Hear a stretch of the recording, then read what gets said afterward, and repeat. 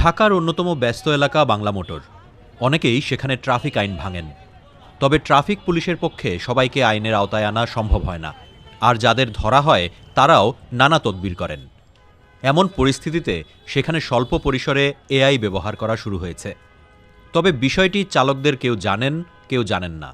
অনেক অবৈধ মানুষ গাড়ি চালাইতেছে, ড্রাইভিং লাইসেন্স ঠিক নাই, অ্যাক্সিডেন্ট হয়, আমরাই বিভ্রান্ত।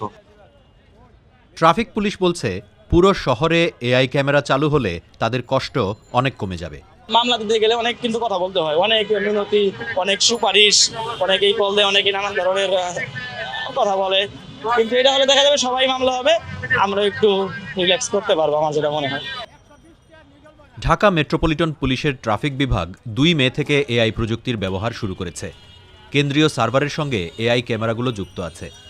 মাত্র ৩ জনের টিম এখন এআই ব্যবস্থাপনা করছে, তবে বাইরের সহায়তা নেওয়া হচ্ছে। আমাদের এই সার্ভারে একটা সফটওয়্যার রান করছে, যেই সার্ভারে সিসিটিভির ফুটেজগুলো স্টোর হচ্ছে। ওখানে সে পড়ে দেখতেছে যে তাকে যে আমরা একটা দাগ দিয়ে দিয়েছি, এই দাগটা সে পার করেছে, তার মানে সে ট্রাফিক আইন ভঙ্গ করেছে। এই যে পুরো ইনফরমেশনটা এইখানে আমাদের, হ্যাঁ, ৫ মে সে ট্রাফিক আইনটা ভাঙছে। কয়টার সময় ভাঙছে? ৯টা ৫৪ সকালবেলা। কোন লোকেশনে ইন্টারকন্টিনেন্টাল কী করেছে, প্রতিবন্ধকতা করছে, গাড়ির নামটা কি, এইটা নাম। এই তথ্যগুলো বিআরটিআর ডেটাবেজের সঙ্গে আমরা ম্যাচ করাবো। বিআরটিআর ডেটাবেজে ওনার ফোন নাম্বার সহ আছে। আমরা ডাক বিভাগের মাধ্যমে ওনাকে একটা চিঠি পাঠাচ্ছি। এখন আমরা উইদিন 7 days ওনাকে আমরা একটা SMS পাঠাবো, নট এপিআইতে পাঠাবো না, SMS পাঠাবো। SMS-এ লেখা থাকবে আপনার গাড়ি অমুক লোকেশনে ট্রাফিক আইন ভঙ্গ করেছে, বিস্তারিত লিঙ্ক থেকে দেখে নিন। লিঙ্কে ক্লিক করলে উনি ওনার প্রসিকিউশন কেসটার প্রিন্ট পাবেন। প্রাথমিকভাবে ইন্টারকন্টিনেন্টাল, বাংলা মোটর, সোনারগাঁ ও বিজয় সরণিতে এআই ক্যামেরা বসানো হয়েছে। এআই স্বয়ংক্রিয়ভাবে ছবি ও ভিডিও নিয়ে তা বিশ্লেষণ করে নির্ধারিত করে আইন ভঙ্গ হয়েছে কিনা। ট্রাফিক পয়েন্ট থেকে তা সরাসরি চলে যায় সার্ভারে, সেখানেই মামলার কাগজ তৈরি হয়। এরপর তা পাঠিয়ে দেয়া হয় গাড়ির মালিকের ঠিকানায়।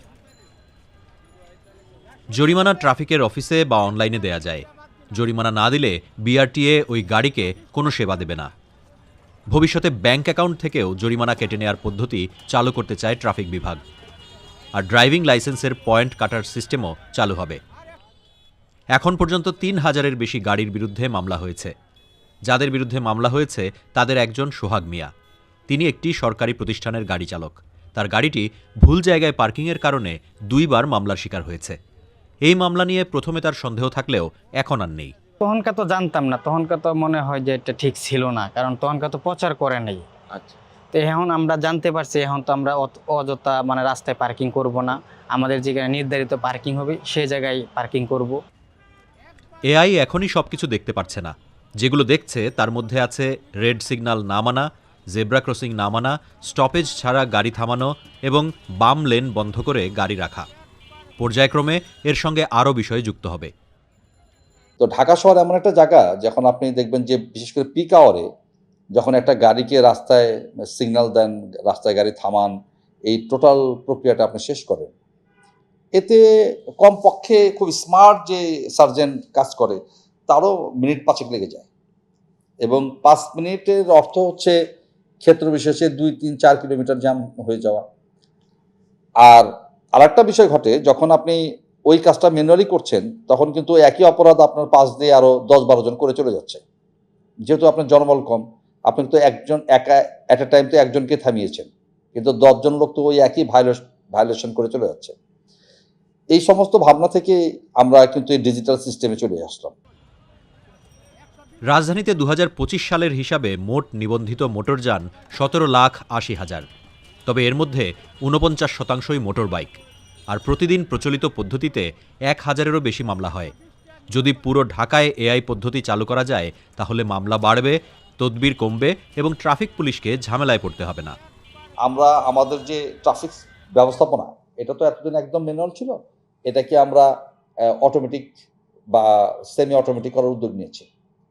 এক্ষেত্রে ঢাকা শহরে আমাদের মোট ১২০টি পয়েন্টে কিন্তু আমাদের ট্রাফিক সিগন্যাল বসবে।